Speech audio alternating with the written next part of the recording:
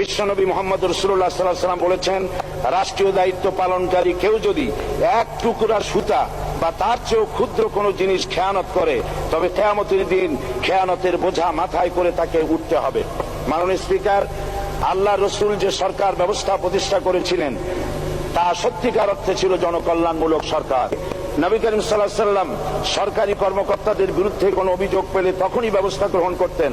আইনের চোখে সবাই সমান। শাসকদের আত্মীয় স্বজন কারো পক্ষে সম্ভব ছিল না জনগণের উপরে জুলুম করা। খলিফা ওমর রাদিয়াল্লাহু তাআলা আনহুর এক ছেলে অপরাধী প্রমাণিত হলে সে দণ্ডভোগ থেকে রেহাই পায়নি, এমনকি এতে তার মৃত্যুদণ্ড হয়েছিল। আবার খলিফা নিজেকে আইনের ঊর্ধ্বে মনে করতেন না, তাই বর্ম চুরির ঘটনা আলী রাদিয়াল্লাহু তাআলা আনহু কাজীর দরবারে সাধারণ ফরিয়াদির মতো উপস্থিত হন।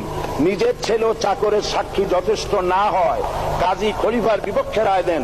এখানে বিচার বিভাগ ছিল সম্পূর্ণ স্বাধীন এবং শাসন বিভাগের নিকট তার কোনো দায়বদ্ধতা ছিল না। মাথায় আঠার বোঝা বহন করে নিয়ে চললেন আর বলে গেলেন, মানুষ কেন, ফোরাতের কূলে যদি একটি কুকুরও না খেয়ে মারা যায়, তবে এই ওমর রাদিয়াল্লাহু তাআলা আনহুকে কিয়ামতের দিন আল্লাহর দরবারে জবাবদিহি করতে হবে।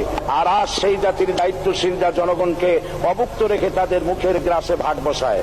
জনগণ তাদের নিকট উপস্থিত হলে মনে হয় যেন গোলাম প্রভুর দরবারে উপস্থিত হয়েছে, আর অহেতুক উৎকোচ দাবি করে তাদের উপর জুলুম করতে